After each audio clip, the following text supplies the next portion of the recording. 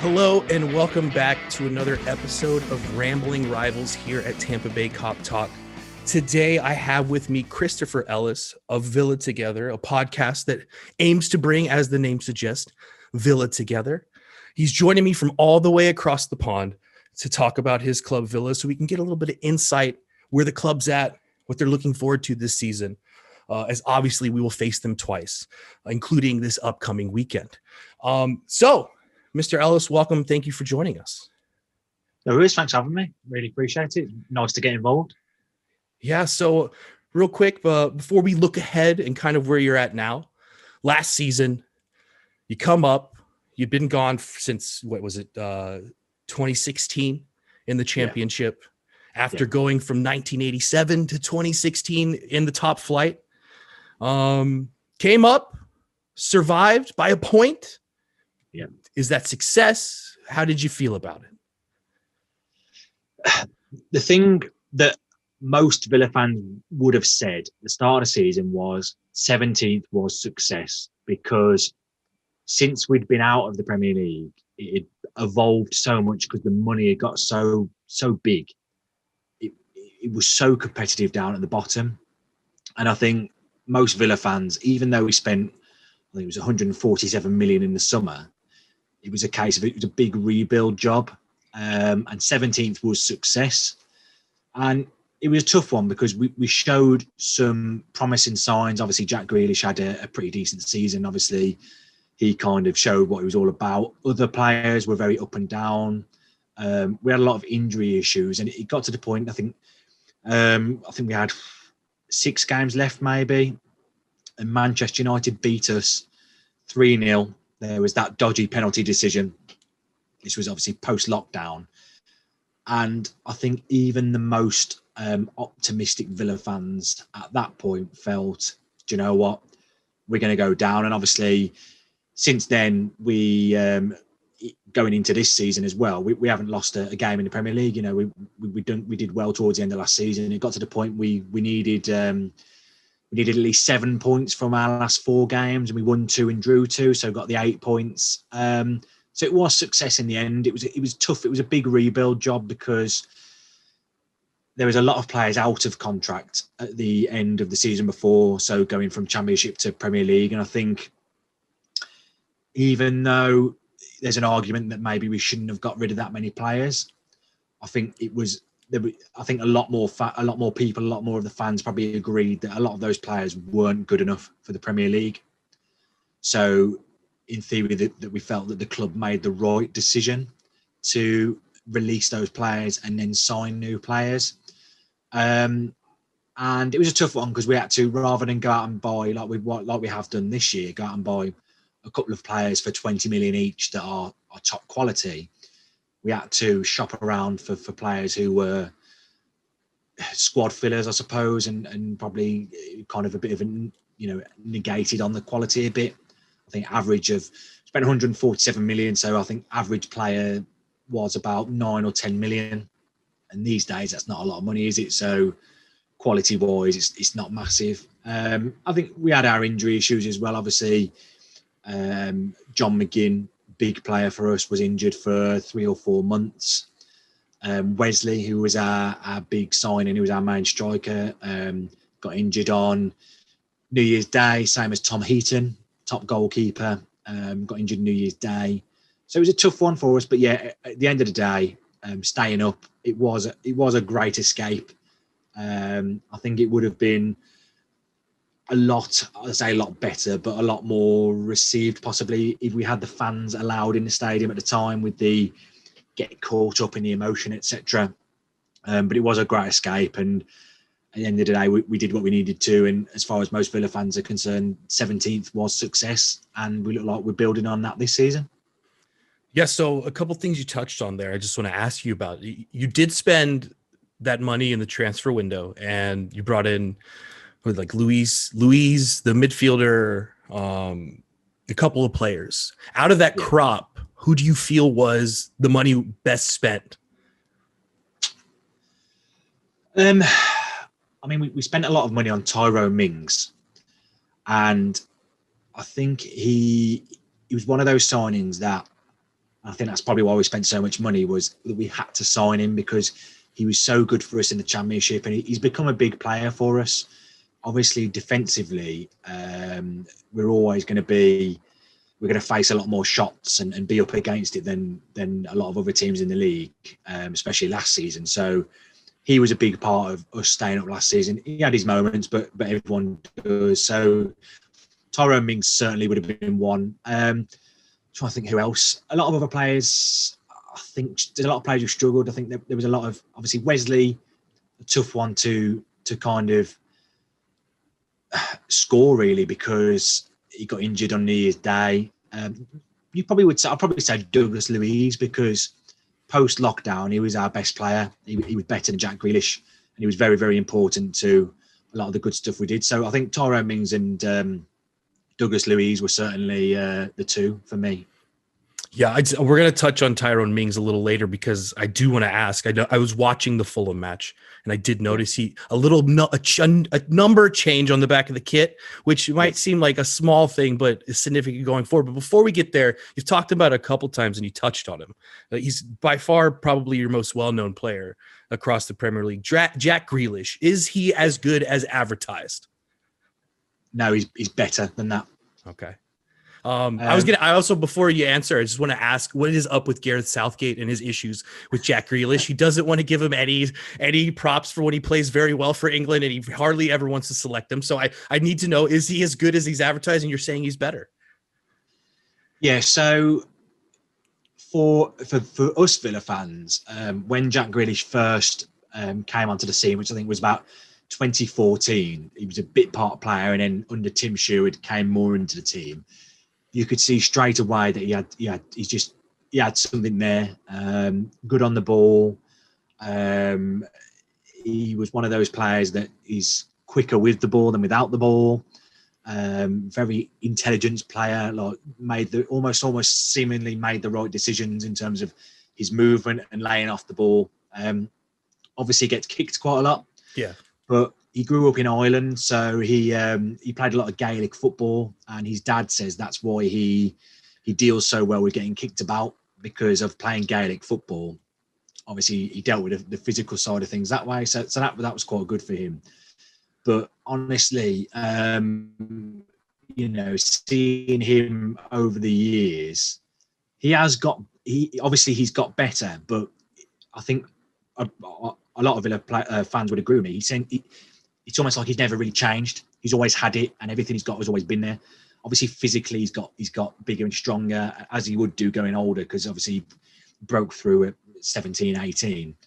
In terms of the Southgate thing, we spoke about this on one of our pods a few weeks ago, and I think there's a couple of things that kind of it comes down to. The one is that I think harshly, there's a bit of he's got a bit of a reputation of being a bit of a party boy. He's 25 now, but over the last few years, because the way he dresses, the way he looks, and he's been on a few holidays with the lads and stuff like that. There's that conception he's a bit of a party boy. I think he was, so you're talking about 4 or 5 years ago, he was 21 at the time. There's a picture of him, I don't know if you've seen it, where I think he's in Ibiza, he's lay on the floor, completely smashed, from a night out with the lads. I think every 21-year-old will have done that anyway. Yeah. So again, that was another thing. And I don't know if you read about it. So during lockdown, he went out in his car, and he had a bit of a crash. Oh, okay. I didn't know that. Nothing major, and I don't know if he was. There was rumours that he was drinking. I don't think he was drinking. I think he just gone out and was he shouldn't have gone out really. So off the pitch, he's made a few questionable decisions. There's also there's the kind of idea that the Gareth Southgate almost doesn't really know what to do with him. So the last season, Jack Grealish primarily played as a left winger, and I think this was more down to necessity rather than us wanting to play in there. Our wingers were underperforming, So we moved Jack from the middle to out wide. I think he would probably say himself he's more of a number 8 or a number 10 as opposed to a winger. And I think so when Gareth Southgate looks at his team, he's looking at Jack Grealish in competition with likes of Marcus Rashford, Raheem Sterling, Jadon Sancho, as opposed to where his competition should be the likes of Ross Barkley, Phil Foden, Harry Winks, people like that, whereas you'd have a better chance of getting into the team that way than as a winger. And it's not that, okay, you probably would say Raheem Sterling is probably better than Jack Grealish, but in terms of, I think they are different players. And the way that Gareth Southgate wants to play is he wants to play with a lot of pace. And so that's where Raheem Sterling fits that criteria where Jack doesn't. So I think those are the reasons why, but a lot of fans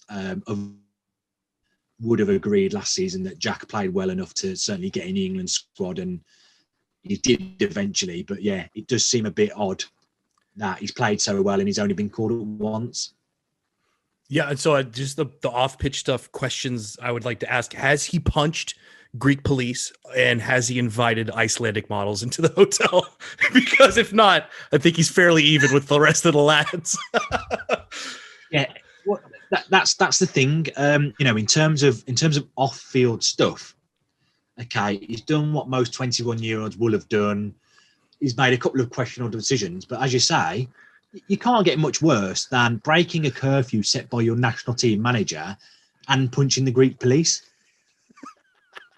And it seems like Phil Foden and Mason Greenwood won't be in the most recent England squad, the one I think comes out Thursday. But that Harry Maguire will. But Harry, like you say, Harry Maguire has punched Greek police, so it doesn't make sense. It just doesn't make sense. A lot of Villa fans feel that there's a bit of a personal agenda between Southgate and Grealish, but who knows? All right. So we touched on last season a bit. I want to look forward a little bit because you've started the season fairly well, 2 of 2. Yep. Sheffield United, granted down to 10 men, and then you properly slapped Fulham all over the pitch. Same scoreline as Arsenal. So maybe what do you take out of those first 2 games? What are you looking forward to this season? What defines success in your eyes?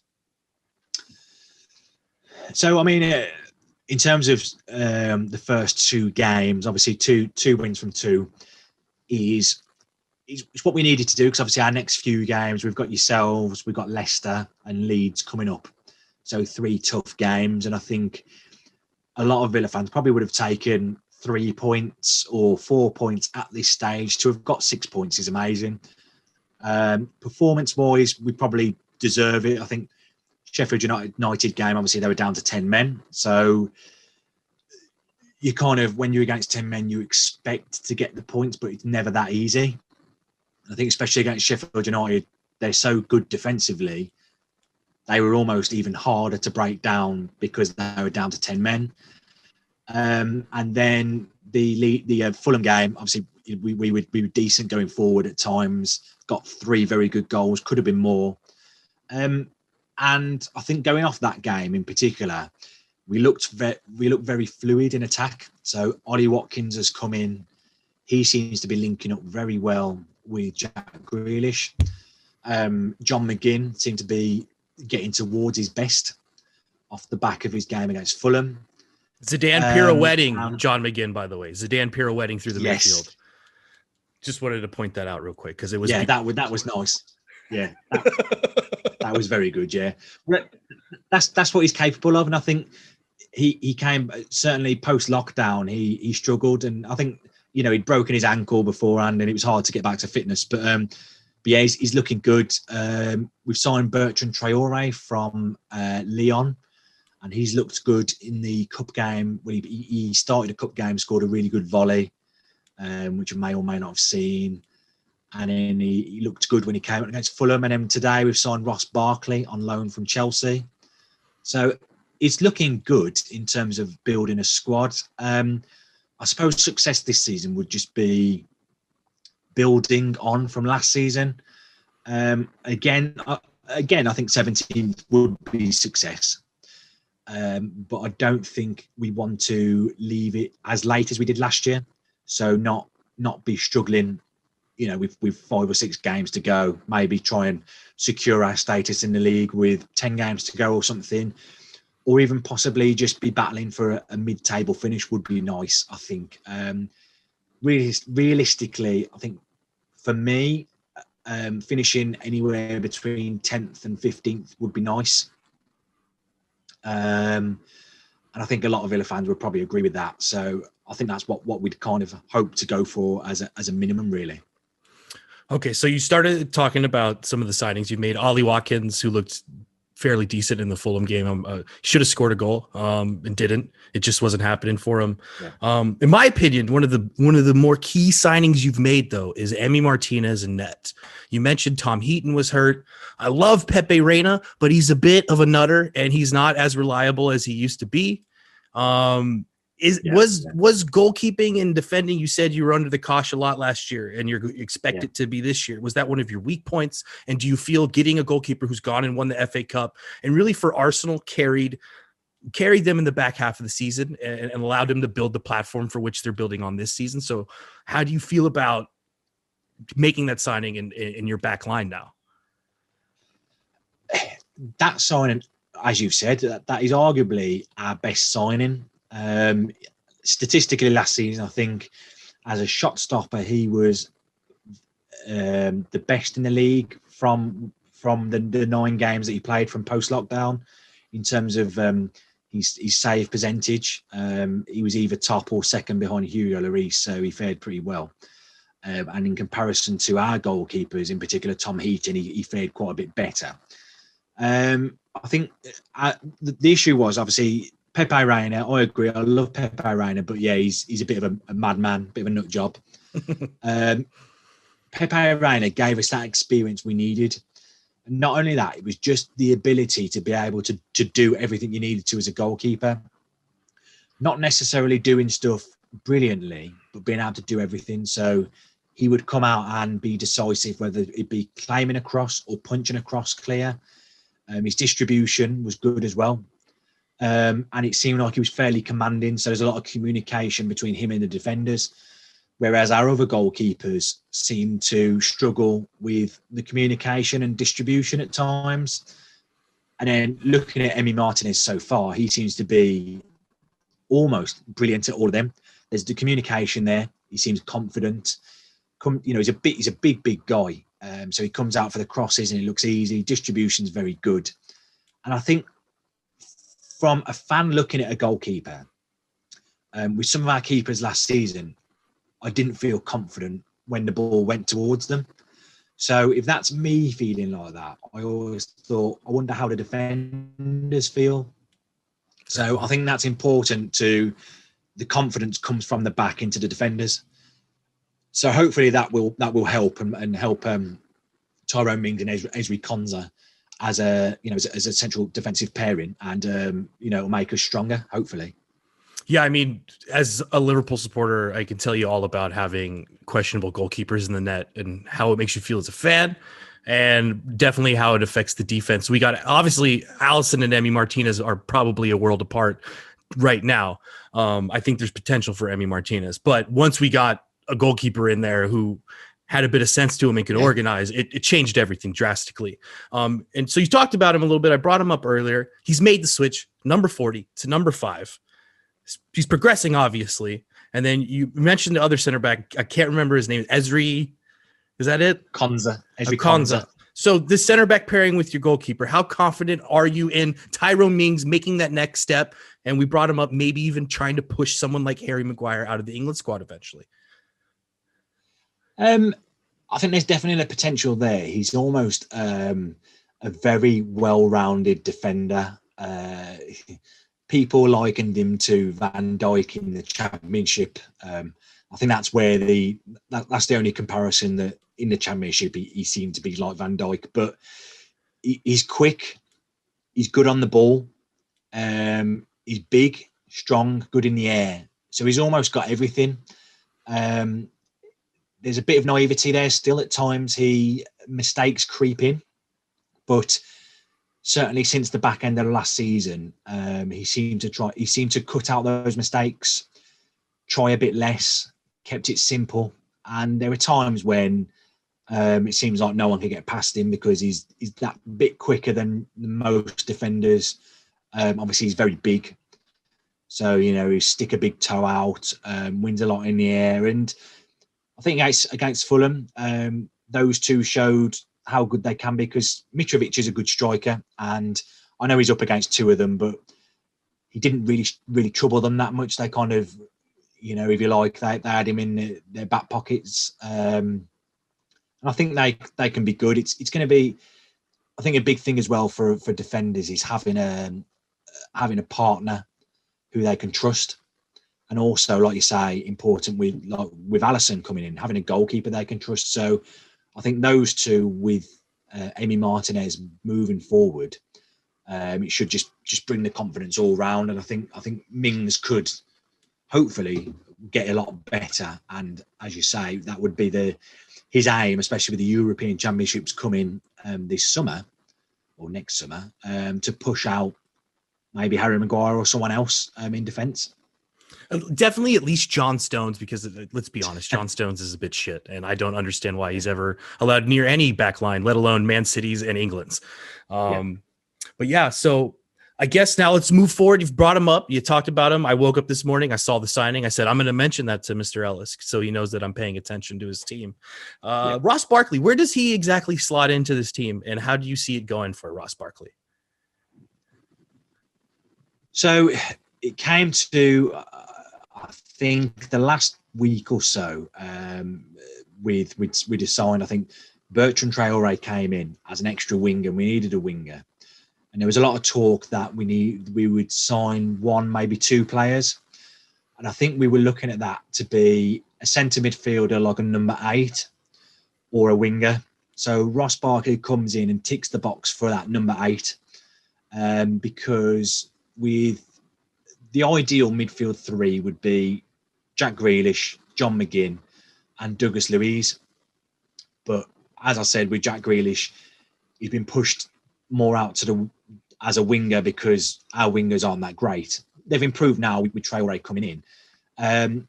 So I think Ross Barkley will provide us that bit extra creativity in the middle and just allow Jack to have that bit more freedom on the left. I expect to see Ross Barkley link up quite nicely with Jack. So if you look at the midfielders as a 3, you'd have Douglas Luiz sitting deeper. In front of him to the right, centrally, would be John McGinn. In front of him to the left would be Conor Hourihane. Conor Hourihane's a decent player, good at set pieces, obviously did well against Fulham, but his overall game leaves a lot to be desired.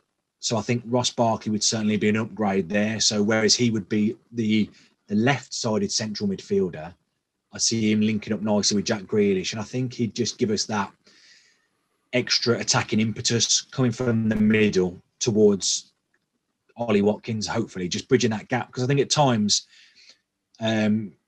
we've sometimes tried to push John McGinn a lot higher. So it just helps. I think you'd have McGinn and Barkley maybe one of them goes towards Watkins, the other one does, and stuff like that. So I think he'll fit in nicely as a number 8 in our midfield. All right. So before we look ahead, because I do want to ask you about the project that is Aston Villa as the club. But before we go ahead, as of right now, what is your preferred starting 11? I would have Martinez in goal. Then I'll go back for Matty Cash right back, Ezri Konsa, Tyrone Mings, and Matt Targett left back. Douglas Luiz in front of the back 4. McGinn and Barkley in front. Grealish on the left. Trezeguet on the right, and Ollie Watkins through the middle. Bertrand Traoré very close. I've just got a bit of a soft spot for Trezeguet. I think he works hard and does a lot for the team. And he showed last season he's a bit of a goal threat as well in the box. He scored against Arsenal and Crystal Palace, which were the 2 wins towards the end of the season that kept us up effectively. So I'd keep him in, but obviously being able to get Bertrand Traoré off the bench would be nice. All right. So Villa, And by the way, Trezeguet had the Divock Origi vibes going on last year, scoring a lot of important goals. I was wondering if you were going to bring him up, and if you weren't, I was going to scold you a bit because he did score, like as you said, very important goals. But Villa the project, because as I told you before we came on, when I lived in England, as our listeners know, 2000 to 2004, Villa were a very big club up the top of the table. I believe at that time O'Leary was the manager, if I'm remembering correctly. It's mixed in there. But it went wrong. And it went wrong, and you went down, and it took a couple years to come back up, and now you're back up.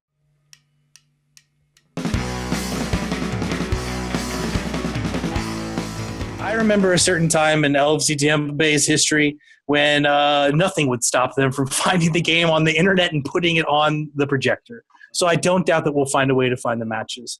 Does life return to normal? Right now, it's really hard to see that as possible. You know, we're 6-7 months into it, and they told us it would be like 2-3 weeks. So the fact that it's been, you know, exponentially longer tricks the mind into thinking that this is an everlasting thing. But again, I guess I'll give you a story. It's Christmas Eve, 1917, and there are German and English soldiers playing a game of football between trenches. And I think that's what it is, man. Again, the Jeff Goldblum quote, life finds a way, and it will. And it may not be exactly the same, but we'll make it ours. And whether NBC wants to be a part of that or not is up to them.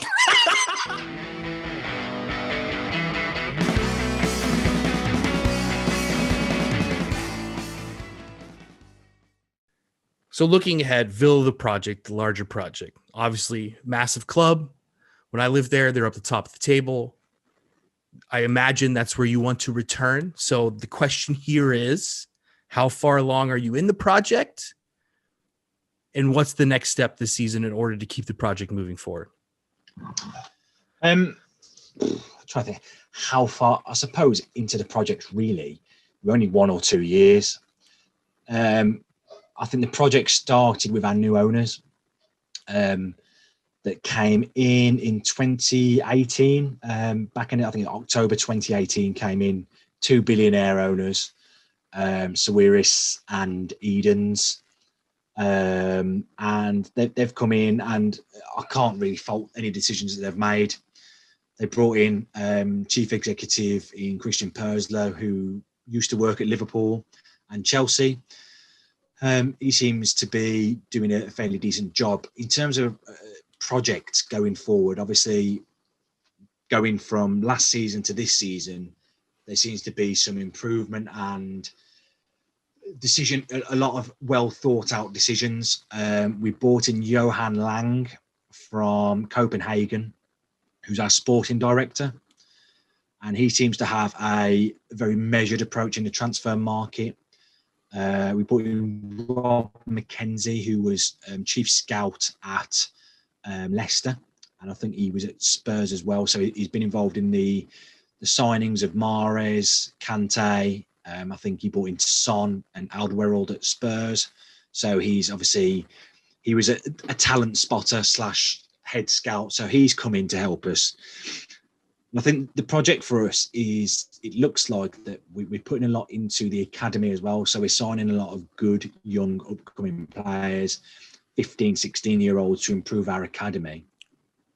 So that in the future, I say the future, you're probably looking at 5 or 6 years, that we have players that we can bring in from the academy, and we're more sustainable as a football team, so that we don't need to keep going out and spending 20, 30 million on players. I think for the first team, looking forward, we're probably a good 5 years away from seeing whether the project is going to be fruitful, if you like. I think obviously the start of the project would have been when they took over, get Villa promoted, and we arguably got promoted quicker than they expected. Then it would have been a case of staying in the league, and then obviously it's a case of move from then. So I suppose we're in the position now where it's improving on last season.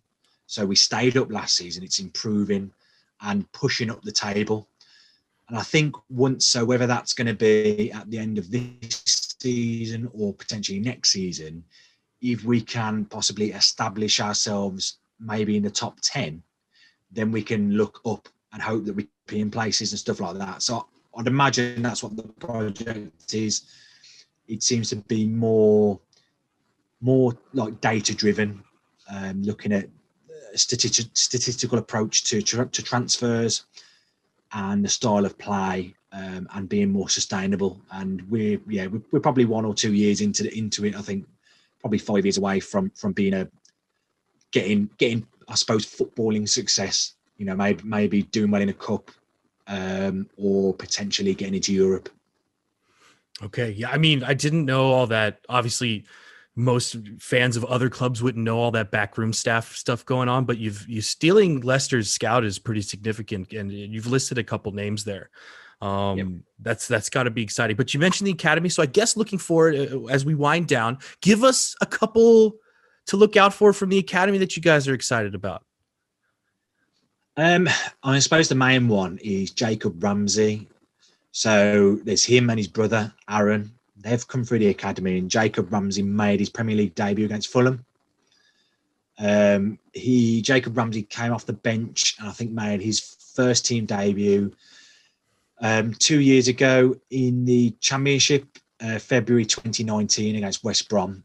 And he went out on loan last season to Doncaster, scored 3 goals in 9 appearances. And he's played for us in our cup games so far this year, and he looks very, very good. He's a central midfielder, good on the ball, neat with the ball, kind of one of them that's a couple of seconds ahead of other players. So ball comes in, before you've got close to him, he's already taken a touch and laid it off. So a player that probably in the next few years could link up nicely with Jack Grealish and fit into the midfield well. I'm trying to think who else. I mean, in all fairness, academy-wise, we've signed a lot of new players. We've signed. Do you remember Winston Bogard, who used to play for Chelsea? I mean, they've had so many youth prospects over the years. It's hard to keep track of it. To be fair, he was Winston Bogard was he was a Dutch international. Okay. And he played for Chelsea. We've signed his nephew. Oh, okay. I think it's Lamar Bogard. Okay. And he came in and scored on his debut for the under-18s last week. But we've also we signed a player last season called Louis Barry. He's a striker, and he used to play for West Brom. And Barcelona signed him from West Brom. And then last year we signed West Bromwich Albion's youth academy, head of youth academy, or I'm not sure what the title is, but we brought him in. And obviously he's then was heavily involved in bringing Louis Barry in from Barcelona. So I suppose he's one to look out for, because he's got good pedigree in terms of he was good enough for Barcelona to sign him. Yeah. I know obviously not for the first team, but for their for their development squad. So yeah, I'll go with Barry and Ramsey. Bogard's there as well. So yeah, there's a few names to look out for. So it's Lou Barry? Louis. Oh, Louis Barry. So I just, it just pops in. Sometimes I chance pop into my head. If he does bang a couple in, Barry, Barry Lou, Barry Lou, maybe you think, no, yeah, a bit. Yeah, we'll try that one. Okay. We're in with a shout. That's good. So before we leave, 2 quick fire questions. But I'm going to let you plug what you told me about after that. I have a fantasy Premier League squad. Who's the one Villa player I have to have? I kind of think I know who you're going to say, but who's the one Villa player I should have? I mean, obviously, I'm going to say Jack Grealish, because he is, he's our best player. One thing he certainly did last season, you could possibly argue the season before, that was missing from his game was that he was obviously brilliant with the ball, doing everything that he does now. He very rarely scored and very rarely set up goals. He tended to be the person that I suppose he did against Fulham. He creates the move. He's the player before the assist. Last season, he got 8 goals, 6 assists. So, goals and assists of 14, which is pretty good. So in terms of fantasy football, you're likely that he's going to get, if we score or assist, he's likely he's going to be involved. trying to think who else. I mean, so far we've got obviously 2 clean sheets from 2 games. Ezri Konsa scored against Sheffield United. Tyrone Mings scored against Fulham. So those 2 central defenders will have scored well, scoring and keeping clean sheets. I'd say Conor Halrahan as well. He's possibly one to have because his set pieces are very, very good, and he's always likely to pop up with a goal or assist. But I think, yeah, you just have to go with Jack Grealish because you can kind of guarantee that he's pretty much likely to put in an 8 or 9 or 10 performance a week, and he's going to play every game. He's the captain, so yeah, a few names for you to pick from if you don't want to go for the obvious. All right, so last question, and then I'll let you talk about the project you got going. I have a tenner. I'm going to go bet where Villa finishes. If I win, I'll send you a little gift. If I lose, I'll send you an invoice. So what position am I betting? Okay, I'm going to go. As you were talking, this position came into my head, and I feel like this is fate. So I'm going for 12th. Okay. That would definitely be progression. I feel like getting 12th. All right. And so you told me about this project with the whole idea of Villa Together is. Let our fans know what you got going on over on your side. Okay. So as Villa Together, we do weekly podcasts. We have podcast that we call the Full 90, which is mainly a post-match review, post-match analysis. And we also have a podcast, which is Terrace Talk. So Terrace Talk is when you're talking about transfers, rumours, any other news, stuff like that. The idea of the podcast initially was getting fans involved from, the UK, anywhere really, but mainly just getting fans involved, bringing Villa together to talk about Villa, post-game, pre-game, etc. And because we've got so many, they're called Lions clubs. We've got so many Lions clubs all around the world. I have an ongoing project where I've been speaking to Villa fans around the world. And just to kind of, it's amazing to find out the stories from these people who, you get some of them who live, so I spoke to someone who lives in the Cayman Islands, but he's from Birmingham. So I suppose his story about supporting Aston Villa is, I don't want to say generic, but it's fairly ordinary. Whereas there are people I've spoken to in Iraq and Ghana who are natives of those countries who have stories of how they came to support Aston Villa. It's really interesting to speak to these guys. I spoke to somebody from the Åland Islands, which is just off the coast of Finland, and he was telling me about when he was at school. They were playing football. The teacher gave out some football kits for them to wear while they're playing football, and he got given Aston Villa one. And from that moment, he supported Aston Villa. So it's interesting to speak to these guys, but also what I want to do is as it says, bring Villa together around the world. So I've spoken to probably just shy of 10 people so far from around the world. I'm hoping in the next couple of weeks it will be around 30, and I will kind of do like a merge. So post a YouTube video literally showing, I've spoken to people from these places in the world. So a map, a little kind of video showing everyone's face, everyone saying hello. I've kind of done standard questions with a lot of these people. Why they support Aston Villa, how long they've supported Aston Villa, how they watch the games and stuff like that. Just to show to everybody, I kind of, in particular people in the UK, how amazing our fan base is, and that we're the lucky ones. If we want to go, and I suppose this applies to you, where you live in, being a Liverpool fan, we're the lucky ones because I can go to Villa Park and be there and back within an hour, just over an hour. Whereas these guys who are in Ghana, Iraq, I spoke to someone in Memphis, they can only, dream to be able to get to Villa Park with it being logistically easy. Amazing our fan base is.